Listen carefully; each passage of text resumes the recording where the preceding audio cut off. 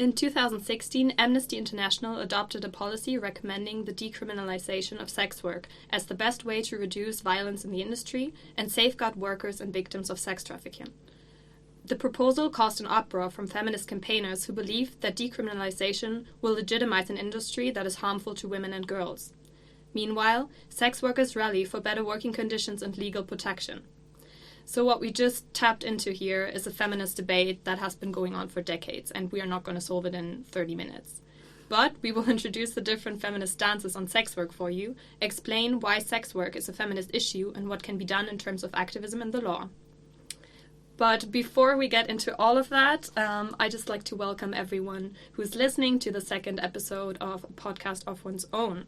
And today's topic, Feminisms and the Feminist Sex Wars. And a huge thank you, again, goes out to Dr. Holly Davis, who hosted our last session on Tuesday. She is a lecturer at Edinburgh University, and she has a lot of experience because she worked with sex offenders, she worked in emergency shelters with sex buyers and victims of sex trafficking, etc., etc. So she did amazing research on sex work and sex workers' rights activism and sexual violence. We had a really good session.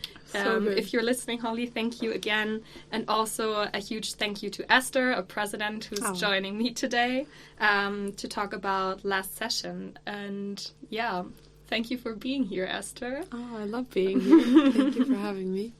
Just the two of us today.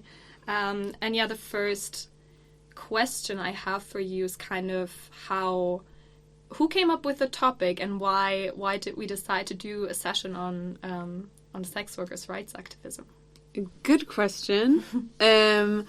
I actually met Holly before summer. It was at the start of this year, sometime mid-spring sometime, when we went to a play at the. No, it wasn't the Lyceum. We went to a play called Locker Room Talk, and it was basically tackling the issues of language used around stereotypes that are really harmful for everyone in society, but especially also for kids. It was a really powerful performance, and she was the one mediating the after-show discussion. Mm-hmm. And so I started talking to her after the show, and I mentioned that I would love for her to come and talk. And talk to us about it. And then we were corresponding over summer and trying to figure out what we wanted it to be around, really. And I was thinking it was a really good idea to have it be around how language shapes our perception of sex and gender and stereotypes and stuff like that, because it's a really powerful part of kind of what constitutes people's perspectives on feminism as well, is how people talk about it.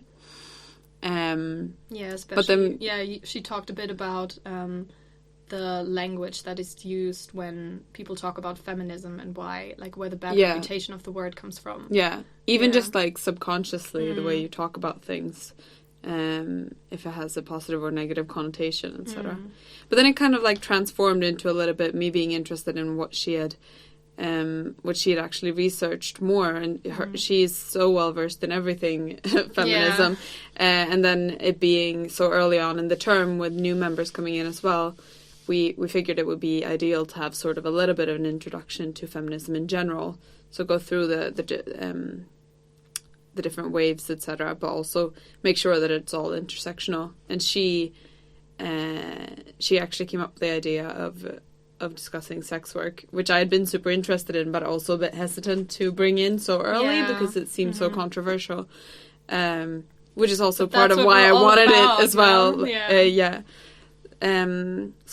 kind of landed on talking about the progression of feminism to where it is today, and dealing with sex work through a third wave lens, kind of. I found it because she came up with the whole the name for the session, Feminisms and the Feminist Sex Wars, and why is it exactly that she said feminisms and not feminism? Because I think some people feel like feminism's just one movement, right? It's a homogeneous and then you hear movement. feminisms, and then you're like, oh my god, how much is this? yeah, no, I thought that is such a good way to talk about it, I think. That also is one of the language aspects that's so interesting, because you think that we touched upon it in the session as well, that it's really kind of very, very limited, but sometimes as well dangerous to the movement to kind of define it in a very specific way, especially just saying feminism and then kind of like trademarking that as one specific ideology, when in fact it has a lot of different components and a lot of contradictions within itself. And that's so true. Sometimes when I say I'm a feminist and then someone else like, oh, that's great, I'm a feminist too, that could also mean that we come from two entirely different backgrounds and we're going to have a heated debate about certain issues, like sex work, for example. Yeah. Because some movements in feminism are very inclusive and consider sex workers' rights to be human rights, which they of course are. But then there are other... No, and these are like conversations and debates that you can have with other people, but also with yourself. I find myself having these debates internally all the time, and I'm like, but where do I really stand on this? Is there a universal correct answer to reach? Like, what is the real truth here that I can kind of arrive at and just feel like, no, this is what I stand for. And I don't necessarily think there is an answer to everything, and I think that's why I thought it was really good that she pointed it out and dubbed it Feminisms, because there's different versions of it. So the two versions of feminism that we mainly talked about in the session were the radical libertarian feminists on the one side and the radical cultural feminists on the other side. So if you don't know what that means, don't you worry, because we're going to explain it. It's very interesting. So the radical libertarian feminists somehow managed to combine liberal feminism and radical feminism. It's not an easy task, but their main thing is that they're pushing against the connection of biology and gender. So in their, to their point of view, gender must be eradicated. And they also believe that the root of all female oppression lies in women's ability to bear children. That was interesting, and it kind of intersects a bit with communism in a way that. So when Marx states that the only way to remove oppression is to seize the means of production, the radical libertarian feminists would say that women must seize the means of reproduction. So, yeah, that's... And it's very, very, to most people, it's very, very radical. That is quite radical, because, what? They're just kind of saying that women shouldn't be the one to carry out children. So we also talked about these kind of utopian version where kids are just... You can just go and be like, we want a kid, can you breed it for us? An artificial kind of breeding machine. Yeah. That was some Black Mirror That is some Black Mirror shit. Yeah, for sure. And then the radical cultural feminists, they believe that the worst in the feminine and the masculine should be rejected. And then she kind of talked about the sameness versus the difference approach. So the radical cultural feminists believe that men and women are fundamentally different, because women's nature, women in general, are superior to men in a way. Yeah. So their way of solving, their suggestion to solve that whole issue would be choosing lesbianism. Also an interesting idea. It's very... But, they just consider heterosexual intercourse to be wrong. Yeah, to be oppressive, because it can't be separated from the structural oppression of women that we have in society. Which is a really which is a really interesting and important point to make. However, there's a lot of unpacking to do there, and we have to also recognize that we are all individuals, and it's not necessarily. It's a very harsh approach. But also, nonetheless, I definitely I'm just going to plug that right here. Just do, if it sounds interesting to you guys that are listening, just research this, because all of the different perspectives, it's so easy to hear one side from one feminism, and then you immediately discard everything, but there can be things that you resonate with that are on the other side as well. So, like, I encourage everyone to just read up on this because it's genuinely so interesting, and it will help you form your own opinions as well. So in terms of the sex wars, just to quickly summarize, the two camps that are fighting basically are the ones that we just introduced. So they both emerged from second wave feminism, and at the core of the debate were the questions: what is sex work? What does it really mean? And whether sex is always political, which is an interesting question. So, as you might have guessed, the radical libertarian feminists are pro-sex work. They have kind of like a laissez-faire approach, and the radical cultural feminists on the other side consider all sex work to be violence against women. So these are our swerves. Do you want to explain what swerve means? Yes, I will. We have, I don't know if the listeners are familiar with the term TERFs, which is very relevant right now. It's unfortunately we're experiencing a surge in in the sort of prevalence of them, which are trans exclusive or excluding radical feminists. And then the swerves then would be the sex workers excluding feminists, radical feminists. Which is then, if you define yourself as a feminist, sort of seeking to protect all women, that is then limited by your view on what is protection and what are women.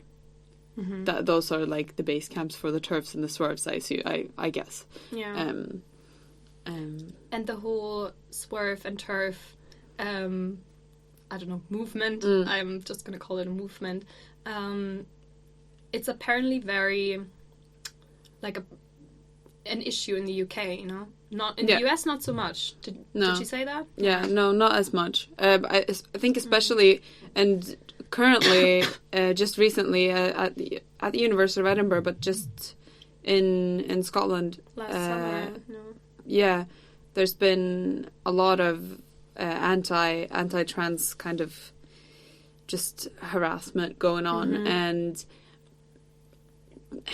just normalization of TERFy behavior, which I think is really I see it on Twitter so all upsetting. the time. It's so upsetting, and those women are invited to like talks and panels, and they're given a lot of attention, which it seems to me very, this is just my personal view, but I feel like it's a very transparent way of practicing what I personally wouldn't really identify as feminism, because I consider trans women to be just as much women as any other.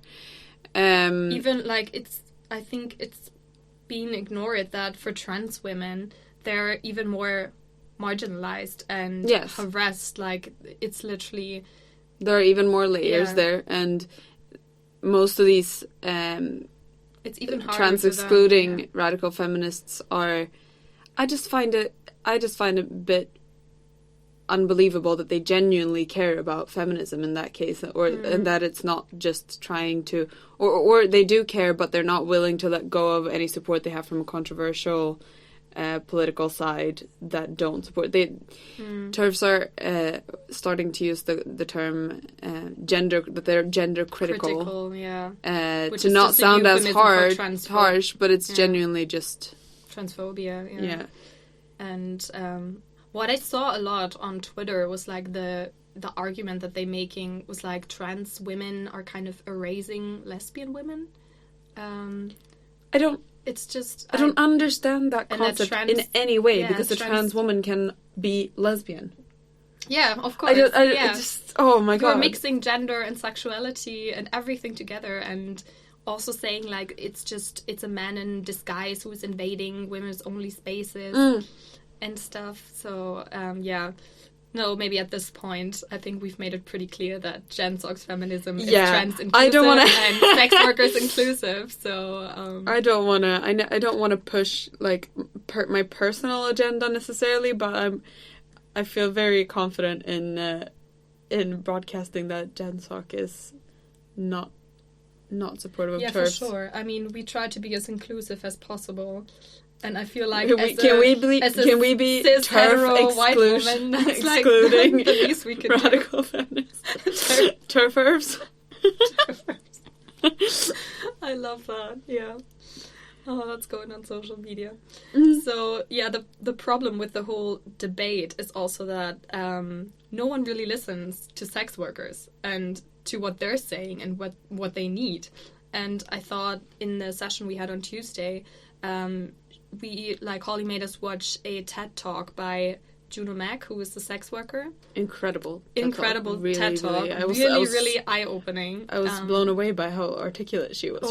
She did so well. And she spoke about the 4 legal approaches to sex work and why none of them works, basically. So I thought we could just summarize it for everyone who listens, and then eventually point out why decriminalization is the only thing that actually makes sense and that is actually protecting sex workers. I mean, essentially, that has to be the goal, right? People can have their different opinions on what they think about selling and buying sex, but the core issue that I believe is the feminist issue is the way that it puts women in danger. Well, we now say women because a large majority of people selling sex are women.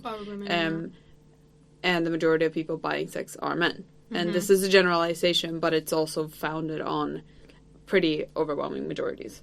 Yes. So of course there are the occasional other side of it as well, but this is the basis on this discussion. Yeah, so let's talk about the legal approaches. So the first one she spoke about was Fullcriminalization, and this is actually done in like pretty much half of the world. So yeah, sex work in any way, shape or form is always a crime. And she pointed out that it is actually a trap, because once you get caught selling sex or buying sex, you have a criminal record, right? Yeah. And it is really hard to get another job with a criminal record, and it also completely ignores the mistreatment by the state and the police.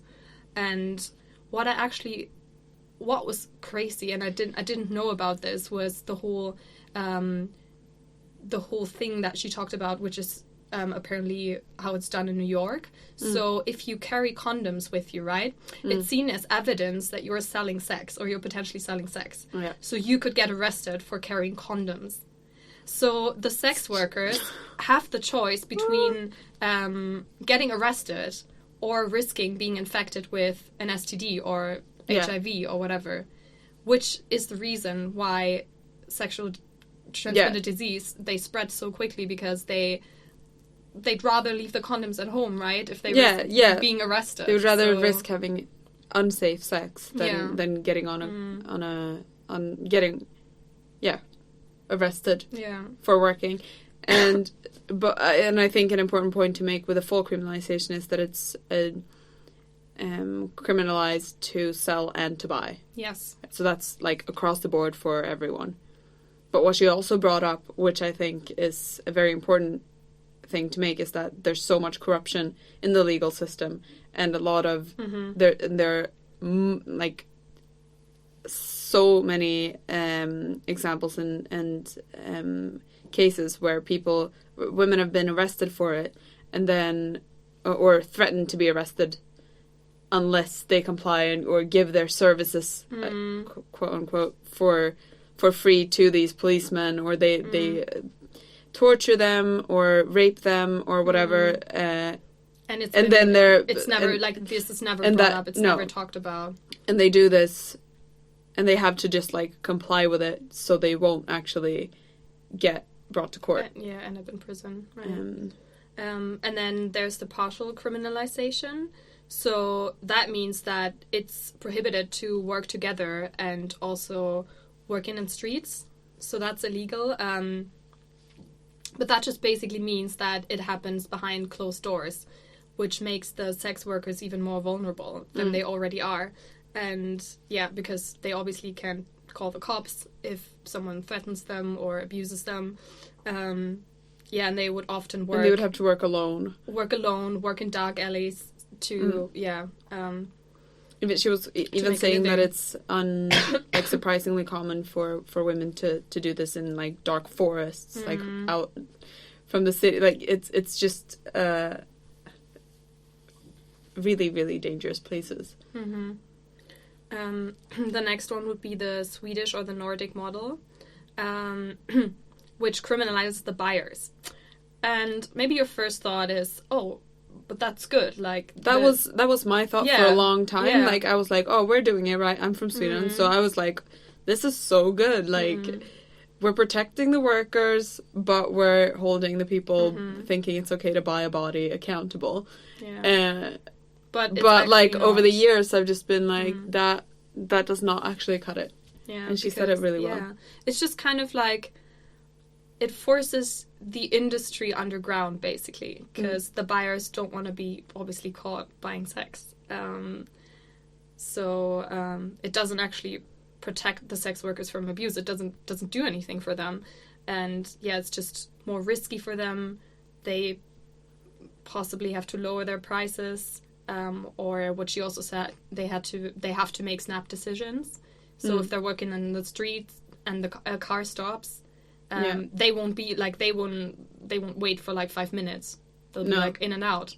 Yeah. So they can't really assess whether it's a trustworthy customer. There was another thing that she was talking about as well, which was that when she had worked in places where it was not criminalized, then she could take the details of her clients and she would know who they were, so that she could refer back to them, and like especially if they were recurring and whatever, and she could like feel safe in that, and they would feel safe in that because that would be fine. But if the buyer is, according to the law, then committing a crime by buying sex, then he will be much less willing to provide any information and will stay completely anonymous. So if anything happened, and if any violence were to be involved, or if that like money wasn't to be paid, then she has absolutely no leverage at all, because she doesn't know who he is, because he's not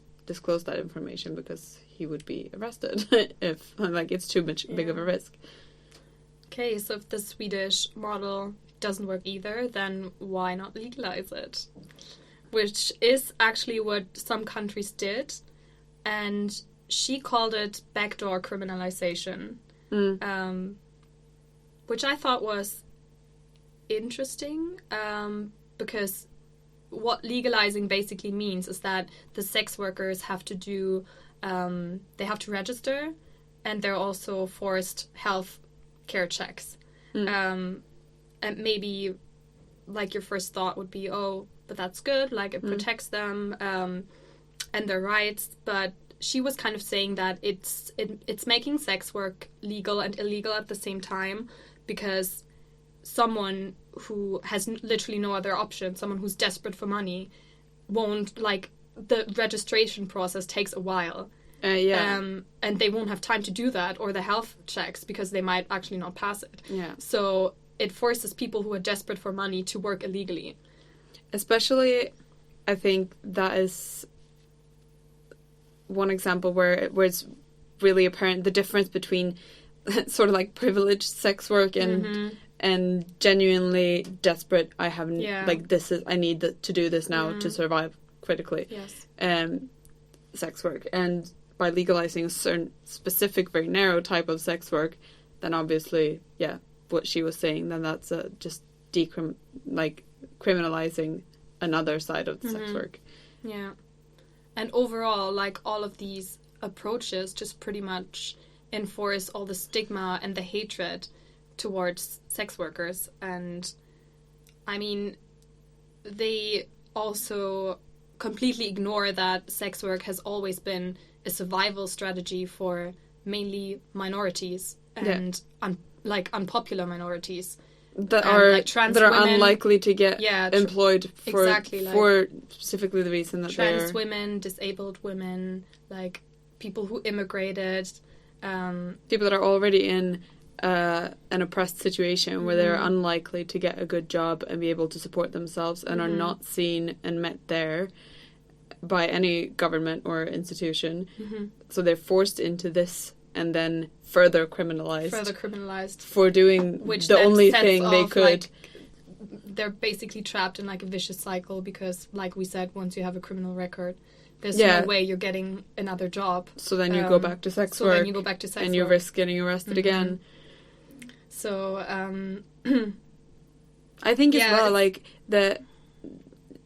a really important point to make is that, or at least for me, for a long time, I felt like I was really, really against sex work because I felt like, oh no, the only way that could be liberating is for women that are fortunate enough to have this as an option. Like they've chosen this to be their job, but they could do something else.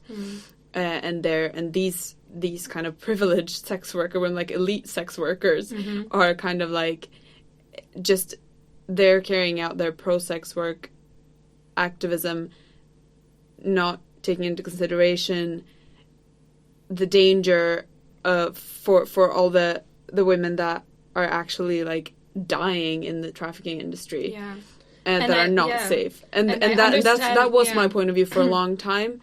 But then again, I've learned a lot over the last few years, and like this just kind of concludes it really. And I completely understand all the concerns there are about sex trafficking because it's horrific. Like we cannot stress that enough. But we also have to see that forced labor always occurs. So we need laws that target those issues and not an entire industry. Yes, that targets forced labor rather than sex work labor. Yeah. And also what I kind of wanted to talk about, we kind of touched upon it in the session, but I feel like we should also, when we talk about sex work, we have to talk about work itself and how it's perceived in society, because I feel like there's this whole ideology about work being like liberating, healthy, and empowering. Yes. While like you're doing well if you're working. Yeah, exactly. And you're sort of defined by the work that you do. Especially if you're like self-employed. Right. Then it's like that's whoa, yay, go you. Well, like in fact, work, let's face it, it's like an economic and moral obligation that you have to sell your labor in order to survive. That's what it is. And in the real world, people take all sorts of jobs that they wouldn't have chosen out of desperation, pretty much, for cash or survival or whatever. And the question is whether any worker can ever give any meaningful consent if you're not independently wealthy. Yes. And just this sort of like so you have attitude. You technically have to tackle poverty and make try as much as possible to not have people end up in a situation where they're so desperate that they need to carry out a job that is illegal to survive. Yeah. It's just it kind of astounds me how like it is only so like horrific and degrading when we talk about sex labor, and not when we talk about like any other like jobs that people find degrading or people are forced to take cleaning jobs or you know, like slurry. I don't like slaughterhouses. Like all of that is traumatizing. No one. Unless, you're a psychopath, chooses to work in a slaughterhouse. But, like, there's so many jobs that people are forced into, and they don't want to be there. Yeah. And it's dangerous for them. And, like, we can just take... I mean, sex trafficking is one thing, but there's also, like, child labor, sweatshops. You know, like, there's so much going on, but no one is trying to take down the clothes industry. Like, we all, like, you know, but... people are still being exploited. I think that's a lot of people's main issue with sex work and acknowledging it as work, and the idea of decriminalizing it And the problem people have with it is that it's then fundamentally still catering to oppression of women, because it enables men to buy women's bodies. Yes, it does. But yet again, that doesn't help the situation that at all. That it has always been a thing, and it will always be a thing. So the only responsible thing we can do is try to protect the rights of the sex workers. Yes. And the only legal approach who does that is full decriminalization. So let's just quickly talk about what that is and explain it. So decriminalization basically means that sex work is treated like any other work. So there could be collective working spaces. You can join a union. Right, and the bosses are held accountable. And it is not the same as legalizing it. That's two different things. And an example of where that worked quite well is New Zealand. I think she said that they wrote the law together with sex workers who worked in the industry, who told them about what they need and what they want. Yeah. Which is just revolutionary, right? To bring in people that actually know what they're talking about. Actually bring people into politics who are actually involved and actually have to deal with the consequences of the laws. Wow. Yeah. Sex workers' rights matter. We have to amplify their voices and include them in our conversation and speak with them instead of about them. So just to conclude this podcast today, she talked a bit about activism, and one charity or the website that I would recommend, because Holly recommended it, is Scott Papp. Their symbol is a red umbrella, and they're basically, what they're doing is they're informing sex workers about their rights, and it's a registered charity dedicated to the promotion of sex workers' rights, safety and health. So they're also members of the Global Network of Sex Work Projects, International Committee on the Rights of Sex Workers in Europe, and the UK Network of Sex Work Projects. So if you're interested in that topic, if you want to find out more, go to their website, Scott Papp, and if you want to support them, please donate. Also, if you're listening to the podcast and, find it interesting and stuff, put a comment down or even just message us on Facebook. We'd just love to keep the conversation going. Yeah, for sure. If you... so all we want to do with this podcast is start a conversation, right? Yeah. And this is... We're doing these podcasts because, it's the start of a conversation, not the end of one. Yeah. It's not what we says goes.